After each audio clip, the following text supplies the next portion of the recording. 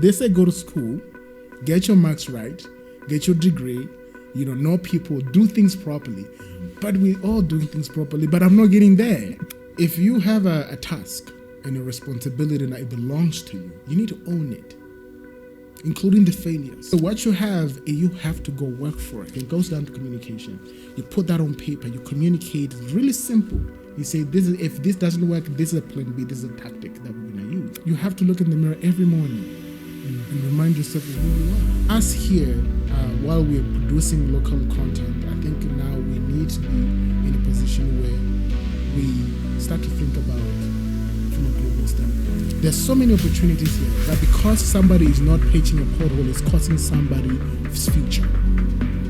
That pothole, just paving that road, it will speed up somebody's future. And the whole value chain.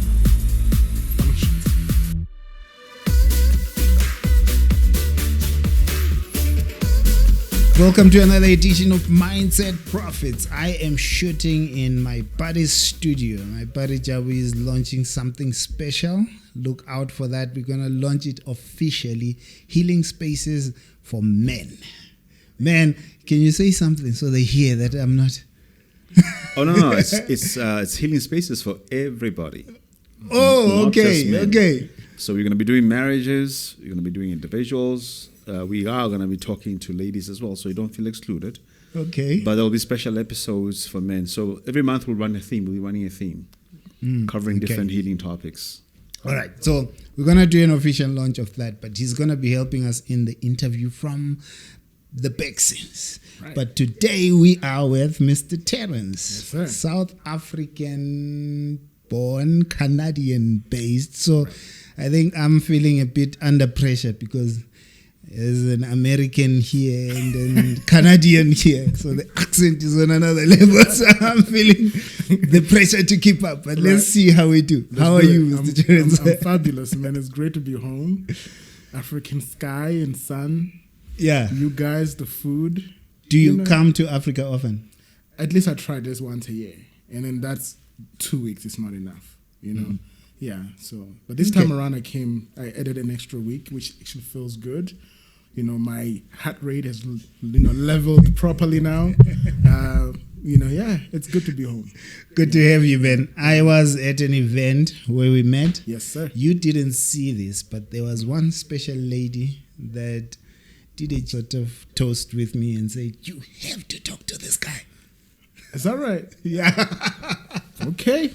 So what I do, I got your number, Googled your name, then I see YouTube monetization expert. The guy works with big brands. Right. And I'm thinking, I need some of this sauce. Talk to this guy. No, absolutely. It's a pleasure to be here, and I'm here to share whatever you want to talk about. There's a lot to talk about. There's a lot to talk about. Yes, I know there will be many people that are curious about the journey, what it takes to leave Africa and go abroad, right, and what it takes to win, because you are working with big brands. Correct. And that is not easy. No.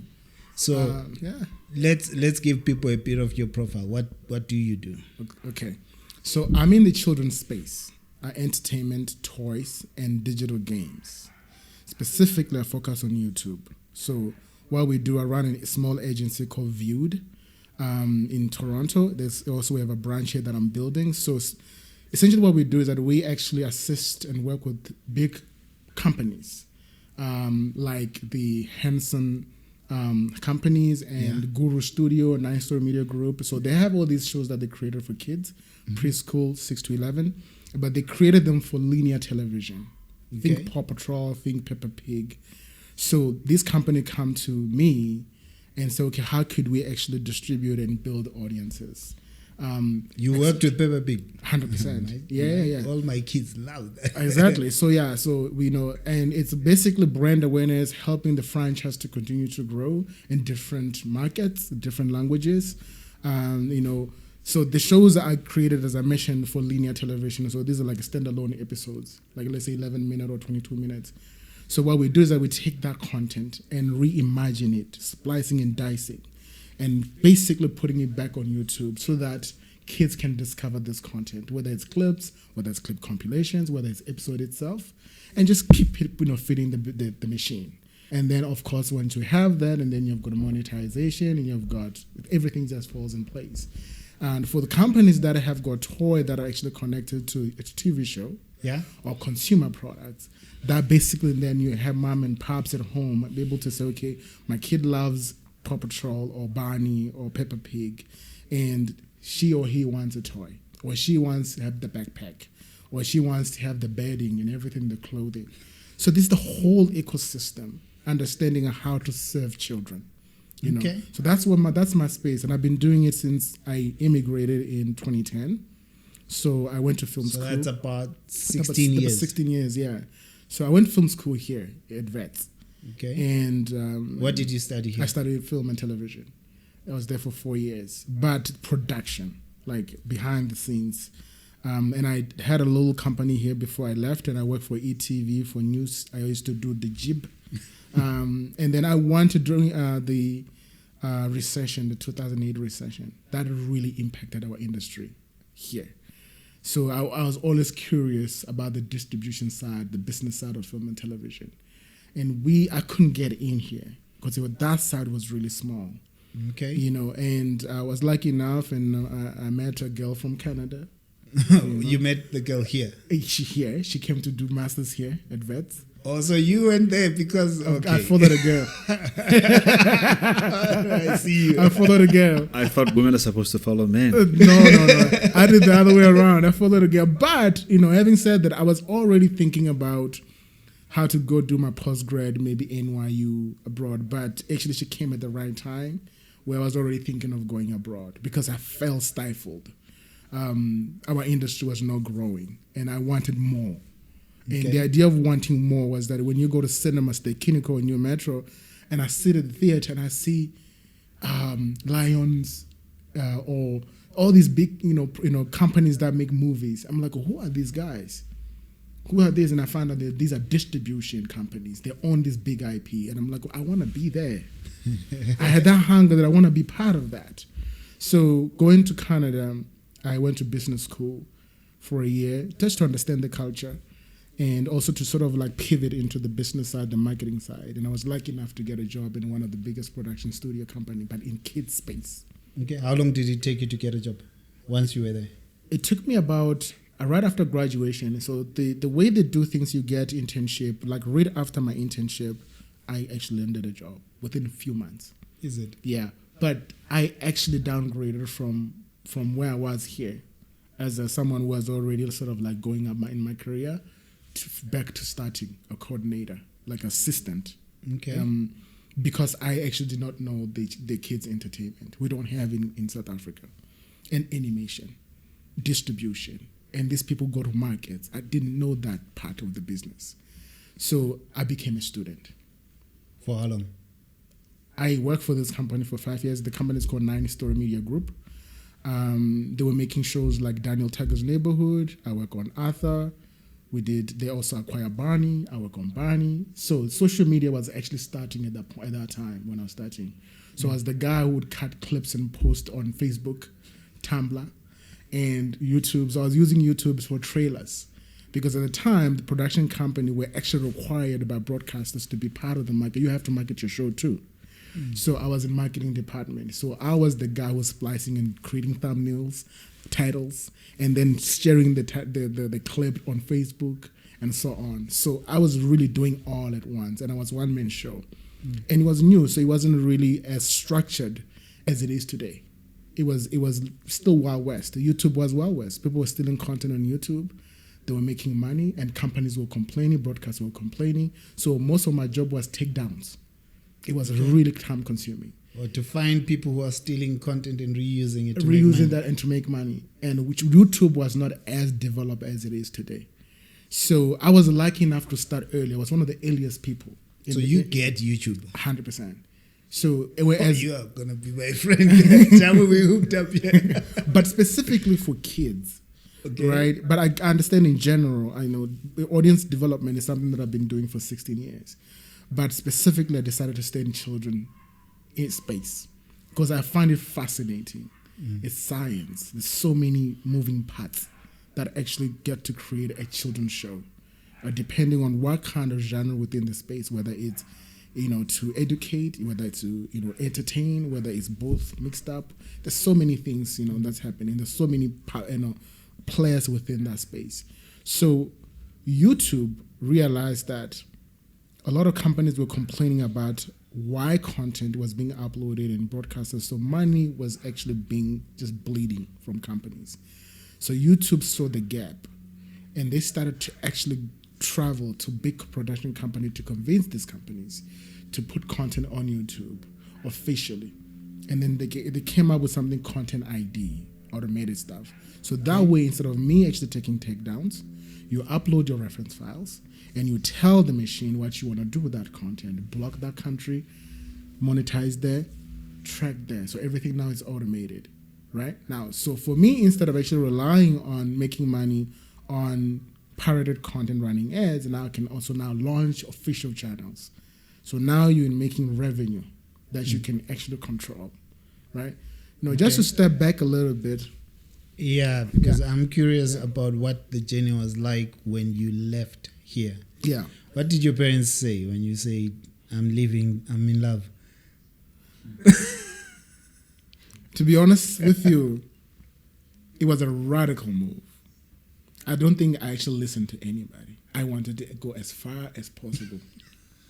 I think there was also, I was heartful as well about the country at the time. If you remember, if you rewind the tape, you 2008. Go back, yeah, 2008, 2010, and like politically speaking, things were just not make sure. As a young black entrepreneur who was hungry at that time, you have to know somebody in political space to get there. Man, come on. I just wanted to actually say, they say go to school, get your marks right, get your degree, know people, do things properly. But we all doing things properly, but I'm not getting there. You know what I'm saying? And then I was really frustrated. Really, I was frustrated. My country was frustrating me. My situation was frustrating me. My industry was frustrating me. So I wanted to go all the way and find out what the world has to offer. So I was hungry. And my parents were like, okay, he's going abroad and we don't know. And I think there was an excitement, but also I kind of sort of shut off people to go out there in the jungle and to find out how life is like. I needed to learn. By shutting off, you mean what? Not communicate as much with people so no one knows what you're doing? It wasn't even so much about no one knows. It was so much about, I think I was very angry. And I think I was not alone. There was so many. I mean, remember, I was born in sort of in the 80s and the 90s come and stuff is going on. I felt robbed. I felt robbed. There's a black South African who did everything. And I'm looking at my parents who grew up during the struggle, and the government is telling us that only if you do this, things are going to be okay, and things are starting to fall apart. I was very angry.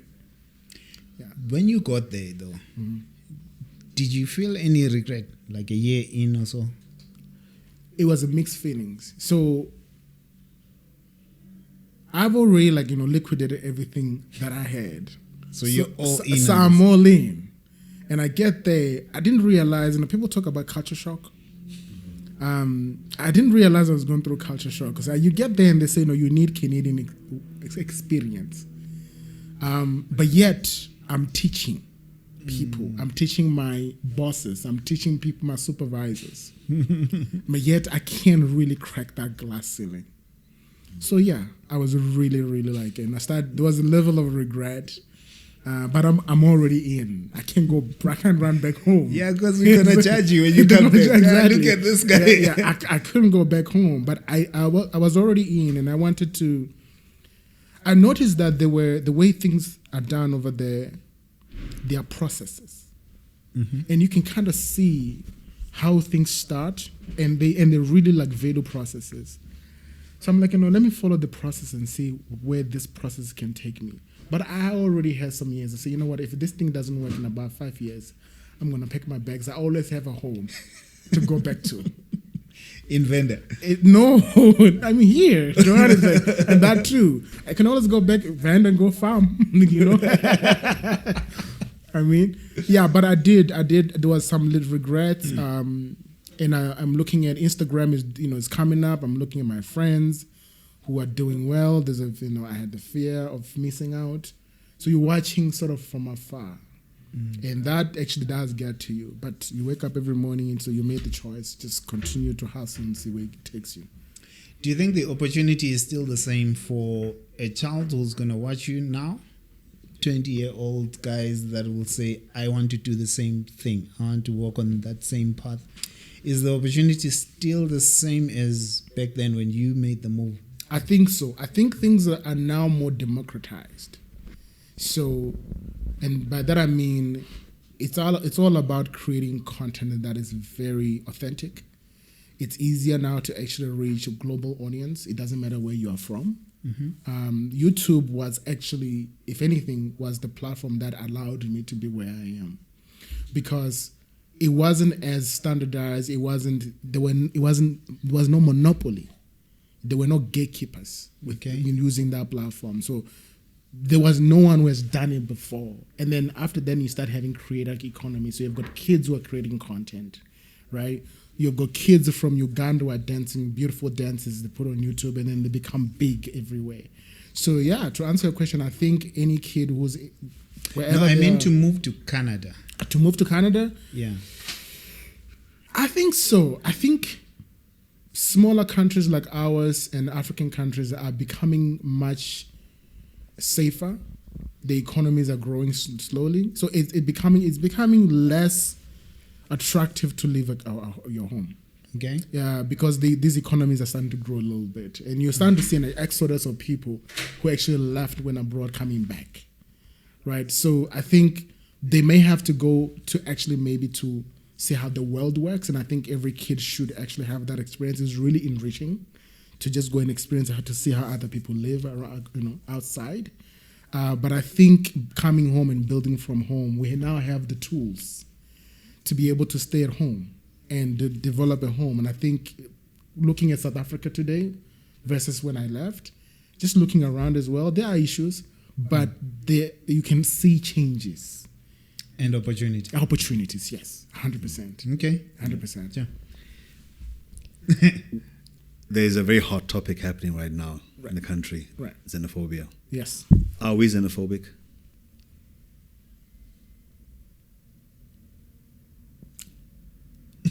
That got you. I want to be very careful about that. Please. I think black South Africans we don't have opportunity. We never had an opportunity to actually look at how other people live outside of this country. I think it's ignorance. It's lack of knowledge. And they hate. It's misdirected. The word xenophobia has been misused so much that it actually has lost its meaning. I don't think we are xenophobic. I think we may be tribalistic, because even within our countries, it's only now that people are starting to understand that we have got other languages, other provinces, other villages, other cultures. Yeah. Right? Even at home, we haven't done that homework. To say, listen, as a South African, you can take a bus or whatever, you can drive, you can actually go to Venda. It's your country. it's literally, or you can go to Entitlement in Eastern Cape. It's your country. So we don't have that culture of understanding that if within ourselves we are diverse, right? How can we expect ourselves to actually embrace other people if we haven't even started to actually understand and embrace ourselves, right? So I think we're just ignorant. We just don't know much, and we're very insular. People are very proud of their own culture and language. They should, but there's much more than that. Yeah, and that's where I think. Did the news of all that was happening reach you while you're in Canada? Yeah, and what it does is that it actually hurt the South African brand. You're watching other black people hurting other black people. These people don't know the difference between South Africa and Kenya. We're Africans to them. So you're watching people eating each other, essentially. And they don't understand that, right? And they don't have the same issue where, a German and a British actually beating each other. They don't see that, right? But they see us doing that. They don't see a Korean and Chinese beating each other, but they see us doing that. Yo. So it's confusing, right? So it's hard for me to explain to other people. Say, no, we're not. I mean, the intricacies, like they like, but and when you think about it, when they complain, like, yeah, but you guys are violent, and you're like, yeah, and that's not a nice thing to actually accept. Admit, yeah. That your people are violent. Do you think on TV? Do you think some are afraid to visit South Africa because of it? 100%. Because of the type of crime that it's being advertised, particularly violent crime. You know, where you take somebody's life because of, let's say, a car or a phone, a cell phone. So yeah, people are actually South Africa is very violent, and these are people that have never come. And you try to explain, it's a big country, it's not everywhere, maybe in big cities. It's like somebody says, Mexico, they kidnap people. And you're like, yeah, but it's not, it's not everywhere, but it happens, right? So you're put in a situation where you're explaining things, and it's hard to explain. And it's embarrassing. It's really embarrassing, I think, for me, there are two things I want to ask. First of all, as a Venda person in South Africa, and I know that as far as this whole tribalism, especially the Venda and the Tsongas have sort of almost, according to me, right, received the worst end of the stick. Right. Number one, as a Venda person, what have been some of the struggles for you in this country as far as bridging those tribal barriers? Right. So, I was born in Tembisa Hospital. Okay. Back during apartheid in the 80s, right? And in that, not every child got a birth certificate. And, if they got the birth certificate, they got lost. The system wasn't as efficient. And so I'm dark-skinned. I have got broad shoulders. So as growing up, I didn't have ID or any birth certificate, especially moving the streets of Johannesburg. So you're undocumented. I was undocumented. Yeah, exactly. I was born and undocumented. born here, but undocumented. So the system was really messed up. So the cops would stop me as a teenager because of my tone, my build, and my skin tone. And they say, give me ID. I'm like, the only thing that I used was speak to Venda because everybody knows, okay. So that was the only ID I had. Yeah, and and they don't know how to respond, but they know there is no Venda anywhere but except here, right? And they leave me alone. But that actually did mess me up as a kid because then it gave me an idea that I'm not fully. There's an isolation thing that happens there because I'm still young, I'm still developing. And also like people everywhere, even today, like, people meet you, they may say Sawon or Dumelang, right? To this day, people look at me and they say, how you doing, man? Which part of Africa are you from? So I have to always explain. Like people would talk about me in a restaurant. There's been instances and I don't rob them too. And they were speaking Tswana or Sotho, anything. They're trying to charge me more. I'm sitting there. So I'm like, what is it about me that tells you that I'm not South African? Yeah. Right? So, and there's that too. So there's a Venda person, and I was in Venda actually a couple of days ago. And even then, they are greeting me in English. I said, what is it about? So this thing follows you everywhere. Like, what is it about me? Do you ever ask them though? No, like I think I got used to it, and I think we have an idea of what South African look like in our head. Yeah. We assume that a South African should look like, say, when you go to Eastern Cape, there's a certain phenotype of people, right? That when you go a bit north, like there are bigger, dark-skinned men and women. Yeah. When you go Rustenburg, you see them, but so we don't see that as a. People don't actually regard my phenotype as part of South African phenotype. So there's an assumption. So during the xenophobic attack, I think it was 2007, if I'm not mistaken, I was still university, 7-6, the big one, the very big one. where there were people like Shangana and Venda people who are now part of maybe being a target. Yeah. And I was still here. I was still at Vets in the school. Okay. So I had to find ways, and I changed my haircut. You know, You Africanize yourself. I South Africanized myself. I wear You've sporty. had to go that far. Yeah, I went that far. I wear sporty. I changed my.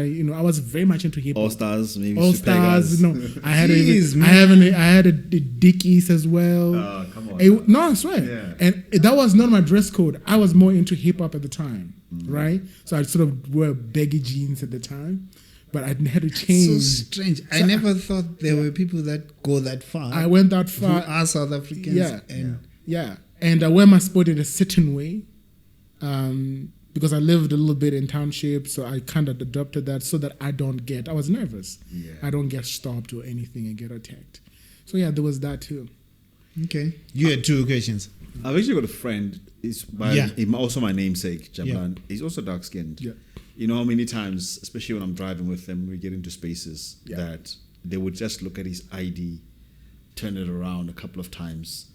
Like, SH to inspector say, is this thing for real? This Our looks license fake. Yeah. is for real? Is it fake? Is it really South African? Yeah. So it's quite interesting. Yeah, I perform essentially. So, say if when I come to, let's say at the airport, when I come home, I know that I don't want any business questions. I greet everybody in Venda.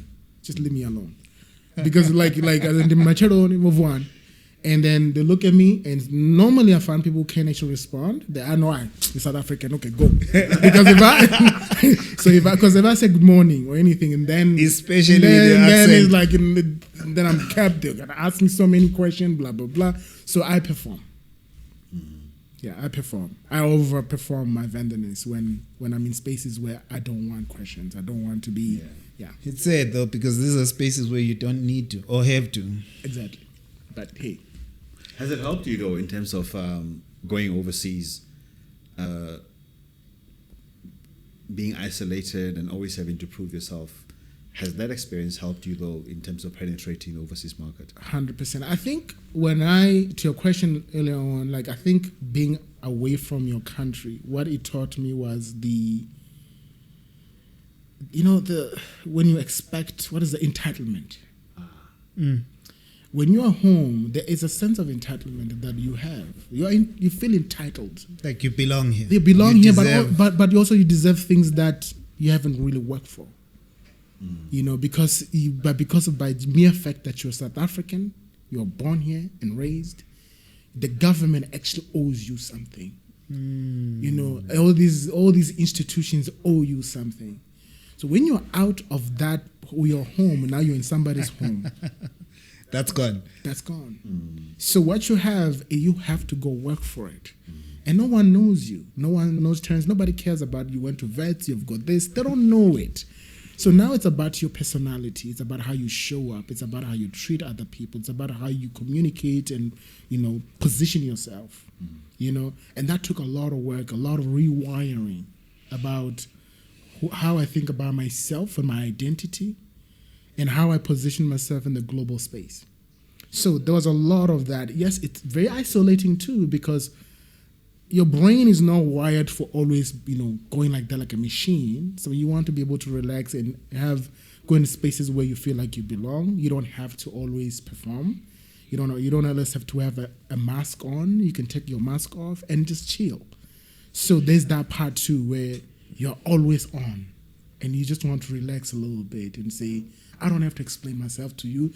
I can just nod and you understand. You understand we have got like unspoken culture and language where you get me. Whereas I'm always explaining myself. And that's tough. That's really tough. How was the switch like from working? And I guess your success as an employee comes down to the attributes you're talking about right now. Exactly. Like you knew you have to fight, you have to work for this. Correct. And you were growing as an employee. Yeah. The switch to business and owning your own business, and I guess the success behind that to working with some of the biggest brands in the world. Right. What do you think accounts for your success in the switch? I think a lot more. I didn't realize this until later, that the education that I got from here, both formal and the cultural, like Ubuntu, you know, going through channels of respecting the elders. You know, you're like, everybody has responsibilities and obligation within our culture and society. They're very clear. So when I went there, because it's a very individualistic culture, I got to learn their culture, the individualistic, the hustle, the grinding. But this flair, this little bit of Ubuntu that I have, that they don't have, it puts me in a more competitive advantage because I know how to approach people. I know to talk to another human being. Respect people. Respect people. So they acknowledge that. Because if they're not getting every day, you actually genuinely ask somebody, how are you? Because I remember you've got two kids, the name Samantha and Tracy. How's Tracy? Ooh. You know, I know you told me that, Tracy's into basketball or, volleyball, blah, blah. You want to really, really connect with another human being. Your and Africanness was that, your then it comes in, and advantage. it's right. It does, and then that comes in, and then that differentiates you from the pack. And that goes into service. When you're servicing somebody as a client, and you approach them that way, and they're like, okay, there's something about Terence. I like him. First, they like you as a person, so they want to do business with you, right? And then, but what I learned from them is the effective, and they are effective. The effectiveness, processes, communication. They have it on a lock. So that took me a little bit of time for me to understand their corporate culture, very aggressive, but and then bring in the softness of Africanness. So that really, really worked for me. Because my follow-up was, I guess you're answering it in part, but I would love to hear your take on it. What do you think we need to learn from them based on what you learned there? What are we missing that we need to pick up? Accountability. If you have a task and a responsibility that it belongs to you, you need to own it, including the failures. It's on you. If you've been given a space that you are responsible for this, it's on you. If we actually go around and you're responsible for patching the potholes and you're doing the job, that's disrespectful, right? You're disrespecting us. So if I'm in a team and I'm holding my team behind because I'm not actually showing up, that's disrespectful. Accountability is what we need to have. Everybody, whether it's from small, you're a T person, you actually give somebody, that's your job, be proud of that role. Because there's a reason why you have that role. It's part of the bigger picture. We are still very much, easy. No. It's costing somebody's time. It's costing people's lives. You know what I mean? Like, something small that you may think that is very small, it really impacts people. Ownership, accountability. And be proud of what you do. And that's why we're lacking. There's a very small portion of a community that actually is trying to push. There's so many opportunities here, but because somebody is not patching a pothole, it's costing somebody's future. That pothole, just paving that road, it will speed up somebody's future. And the whole value chain functions. That's it. I want to take it back to the conversation we had around communication. Yeah. And around how sometimes said language is a reflection of that lack of accountability sometimes, And it makes me think we have that kind of language where we are always trying to be nice and trying to not be offensive. Did you struggle with transitioning I did. With that way of approach when you get to that side? I did, because my grandmother and everybody taught me to be humble. And I was socialized to respect elders. And the respect is ingrained in me. But that is a type of respect that actually people can take advantage of you. Because, we have got this saying in Venda, we say, to give is to invest. When you give somebody, you expect that person is going to come back around and give you. And we actually are pretty good here in reciprocation, right? But I wasn't prepared for that part of the world. They don't reciprocate. So I'm taking that humility, a wrong one, And I'm giving my time, my knowledge, I'm just giving. But I'm getting frustrated, I'm not getting anything back. Wow. I'm making, favors and, time and doing projects for other people. They just take and then not even a thank you and they're gone. And they just look at me. And I'm like, what the fuck is going on? Excuse my French. What made you switch?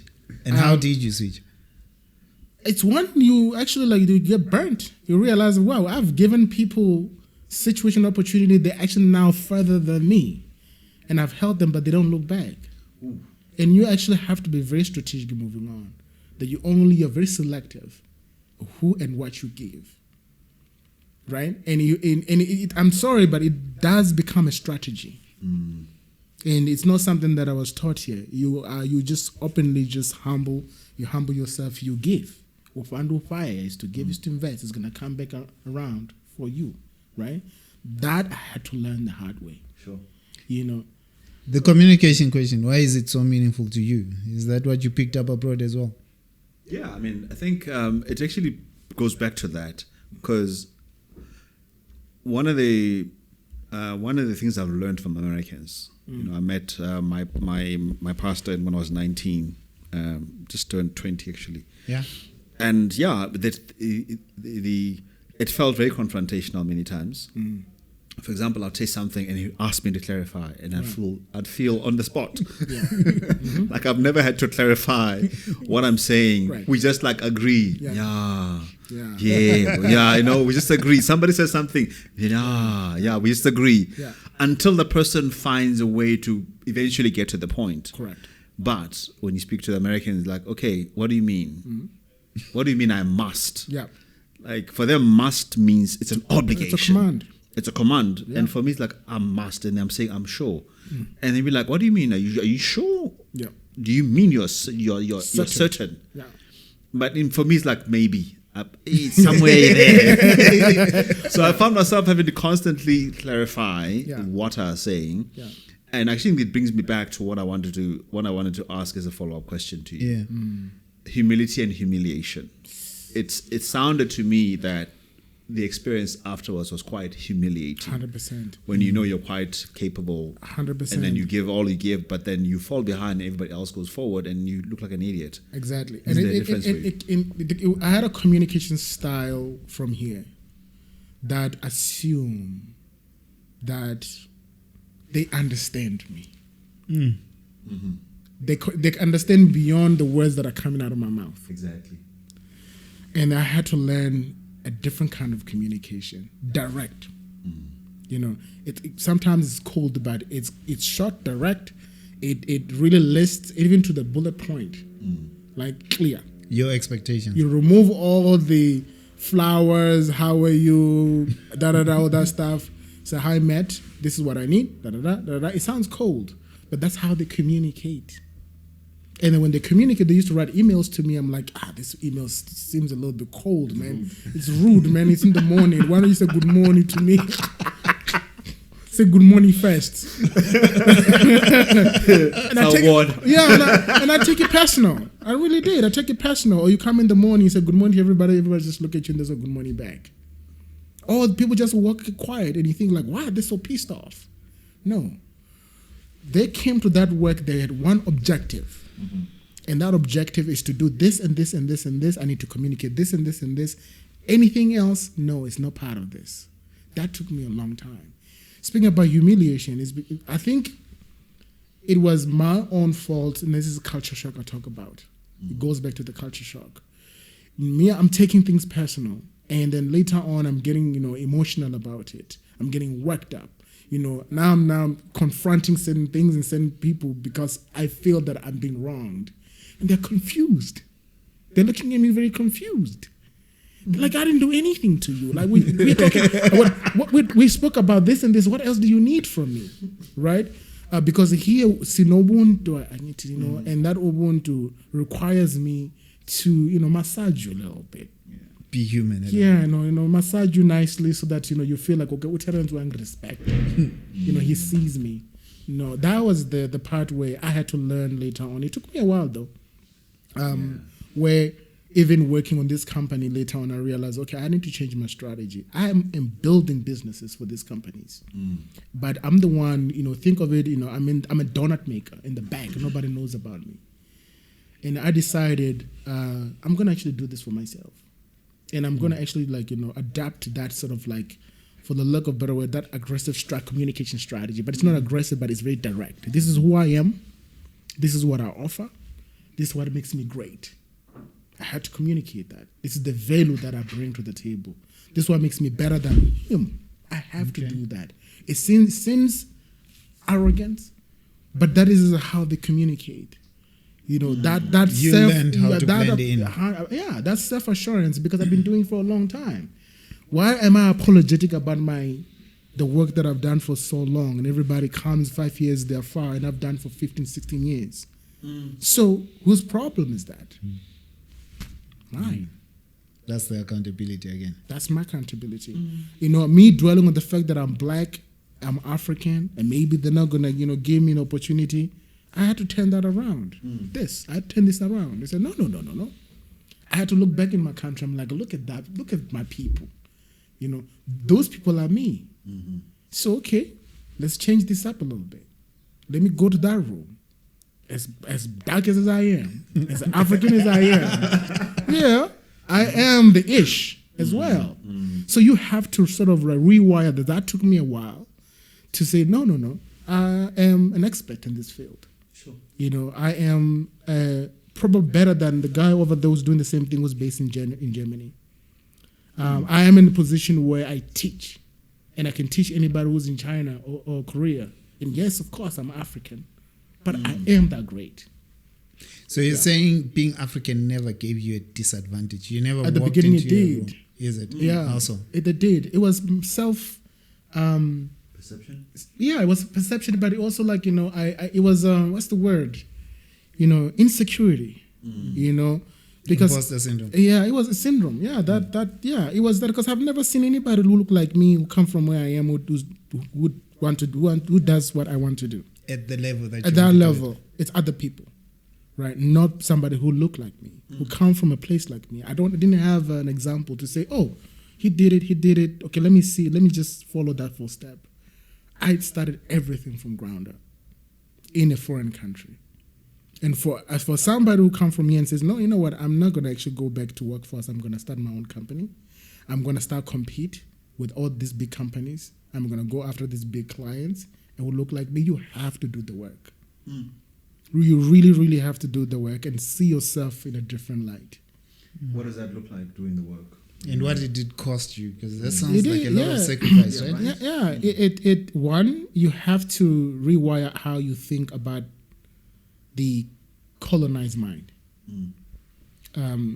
You have to think about all your grandmother or your grandfather's teachings about how great you are. And this is where about South Africa, I would say, though it's part of a thing that we have issues, but I'm Venda, man.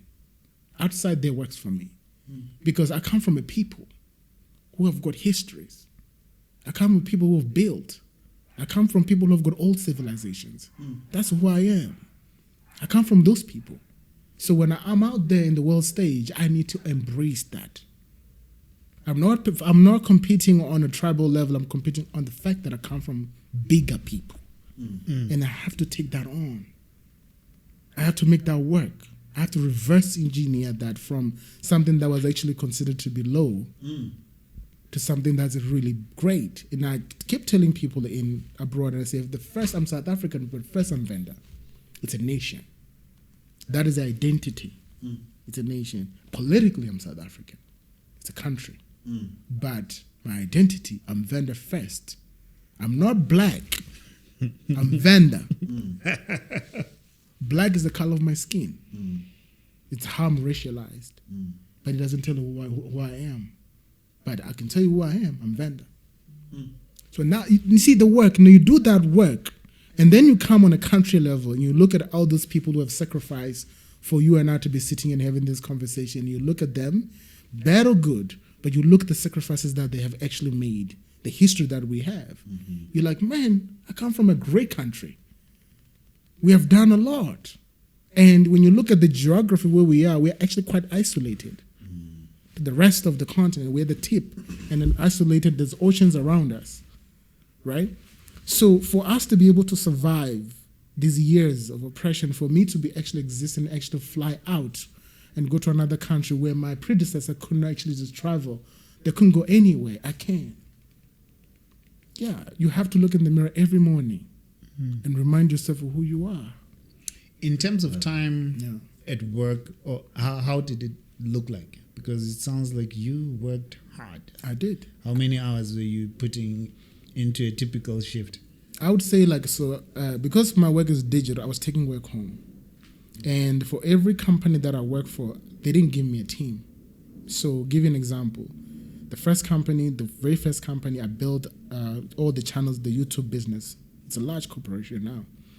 I built the YouTube business, and I think after 5 years, I was managing about 60 to 80 channels by myself.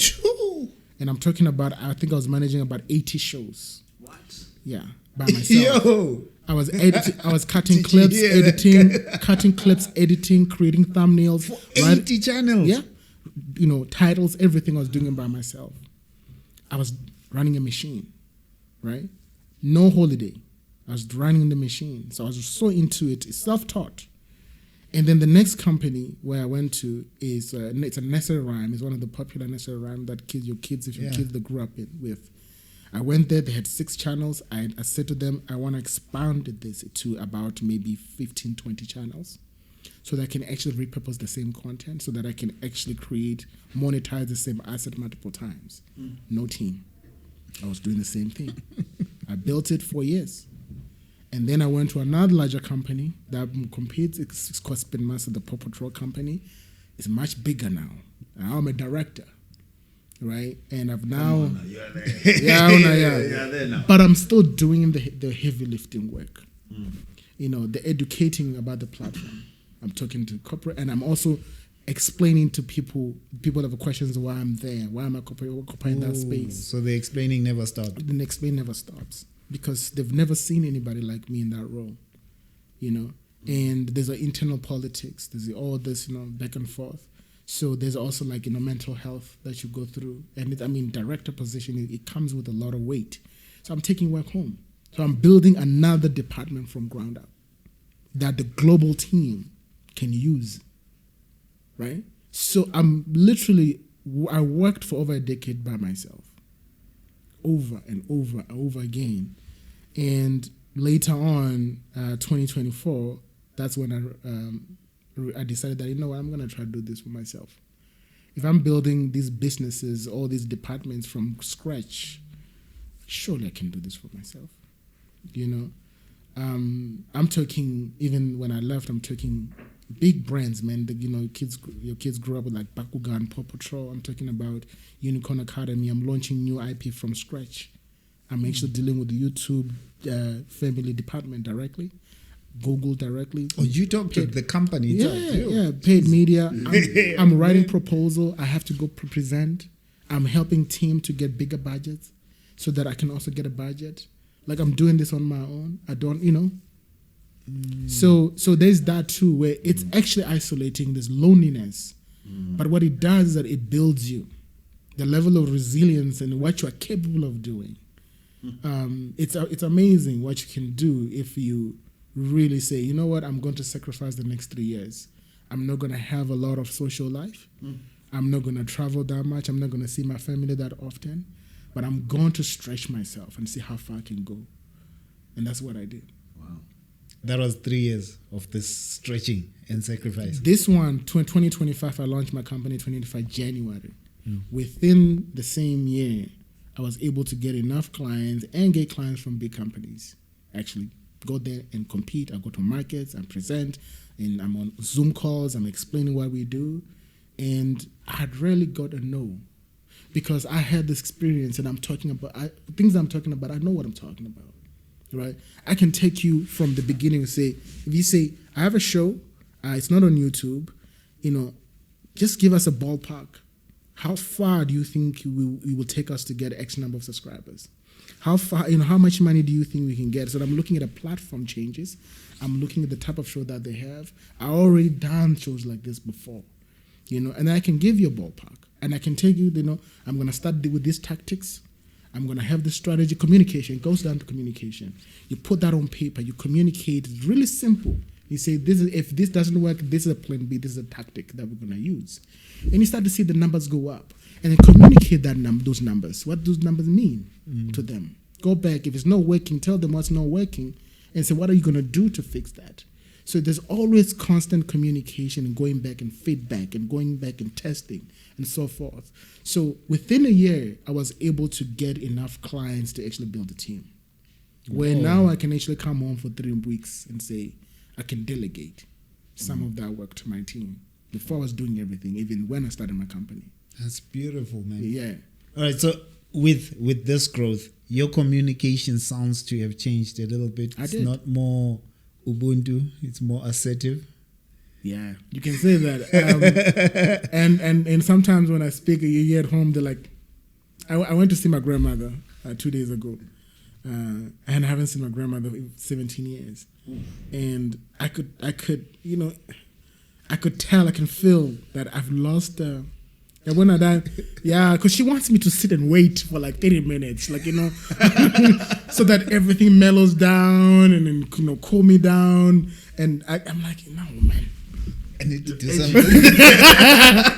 Grandma, I want to tell her, and I got somewhere to go, But I'm like, so that community, you gotta wait. If you're gonna go see elders, they're gonna keep you waiting for some time. And then I feel like, man, we must get to the point. So that, yes, you're right. So then just watching her and myself going through that, I realized that maybe I have become very assertive. I became very direct. It works for me, but I need to know how to switch it off because it doesn't work in all cases. Coming home, I have to be able to switch back on. I need to be aware of that. So for me, it's coming back because I've been gone for so long, but it's not something that it's not foreign to me. So if you say, dude, let's slow down a little bit. I'm gonna come see you from 10 to 12, and you're like, no, man, I'll see you until another 1 o'clock. I just have to bake in another hour. When you're baking another hour, a buffer, because the conversation, it won't start right away directly. Yeah. It may just warm up a bit. Yeah. If you were to, you said you're coming back to start a business now. I am. So I've registered the same. It's called Viewed. There is Viewed Inc. and then I've got Viewed Essay. Yeah. And I'm trying to see if I can find the production part because I'm trying to create kids content from here, but for global consumption. So that would mean that I might have to teach some of the intricacies of working around the kids content, what to produce. Because it's scientific. I was just telling him earlier on that when you produce a kids show, they're like psychologists, early child development experts that come in. Especially if, let's say, hypothetically, you want to create a show for kids who are either on the autism spectrum or they are speech delayed and some delays, development issues, like the show you create and how you create it, you need those professionals to be able to actually help you even with the dialogue. You can't be too layered, And when the script comes out, there's so many people who actually really contributed to that product, right? So that's science, something that I've learned over there. We don't have it here, right? So I want to be able to actually bring that home and say, okay, can we produce cost-effective, produce content from home, whether it's live action, whether it's animation, for global consumption. So that's what I'm, because I've already built a flagship over there, but what we do there is service work. And it's a gateway to the world, but how can we actually have something here? Beautiful. I think as we wrap, because you're going back soon. I am going back in 2 days, yes. Yes. What message would you want to leave behind for Africans in general, looking at your experience competing at a high level in the global stage? I think localizing your work is great, but I think if you want to expand it's very important to be globally aware of how the world is changing, just rather than local. Like local is needed, especially on our space. Understand that there is much bigger, particularly black people. There are a lot of black people in the diaspora. They are underserved because they are outside of their predominantly black spaces, whether they come from Africa or they come from the Caribbean, or even if they're African American. Even in those countries, they don't see enough of themselves. So us here, while we're producing local content, I think now we need to be in a position where we start to think about from a global standpoint. That means that you may have to change the language in which you use to be more accommodating. That means you also have to be hungry enough to read and be aware of the life outside of home and how that actually impacts you, really, because it does impact you how you live here. That's the external stuff. I think, and if you have got the opportunity to even travel and go live somewhere for a couple of months or 2 months or a year, invest in that, because it really changes you. It really changes how you see yourself. It changes how you see your own local politics.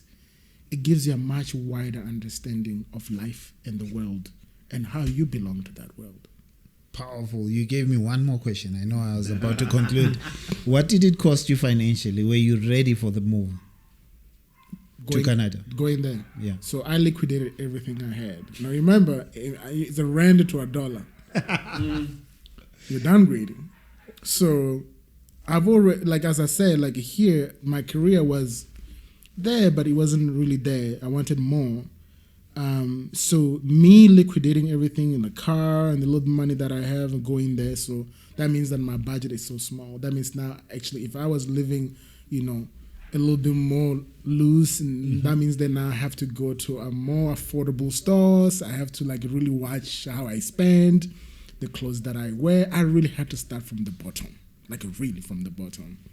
So it did cost me a lot in terms of financially, because you're taking that money to a dollar and spending it over there, that couldn't take me far, really.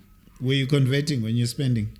I was always converting. How much is this? Yeah, I was always converting. How much is this coffee? Yeah, and I was only converting. And see, when you buy stuff here, VAT is already baked in.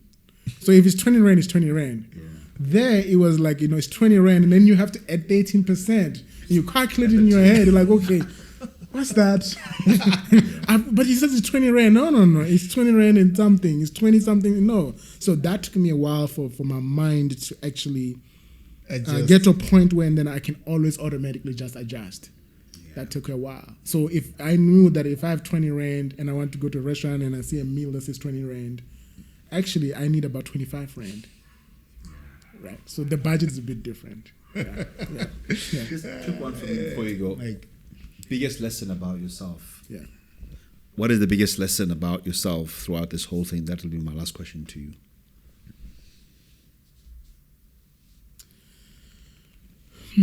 That's a good one. At least it got you thinking. Time. Patience. Consistency. Persistence. Patience. And trust your process. It take you some time. And in that time, you will learn a lot about yourself. You will learn about other people. You will learn about systems. You will appreciate it versus wanting things today. What I appreciate about myself now is that if there are processes in certain places and it's new for me, I actually humble myself and say, okay, how are things done here? So I stop a little bit and understand the space that I'm in and give myself time to understand and absorb and find the context and why things are built the way they're built.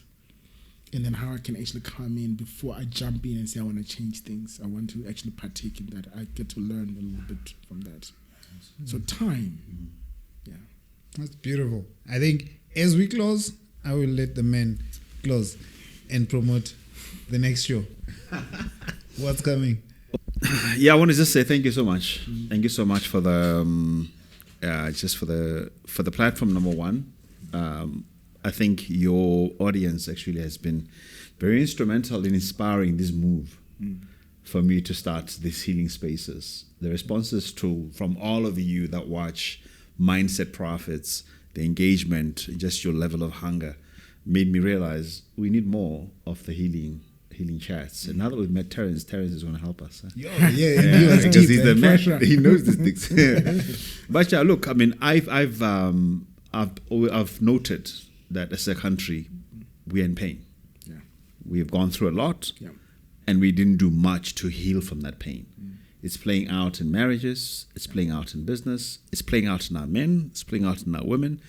And unfortunately, the segment that is being affected a lot by the lack of healing is people who look like us. Right.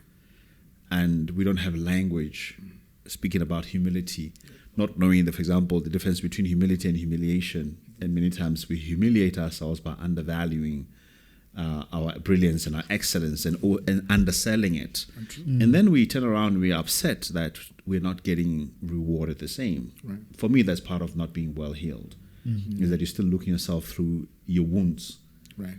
And you don't look at yourself as a whole person. And so that's the plan with Healing Spaces, is to talk about those things at that level. Beautiful. Good stuff. You can close. Cameras off me.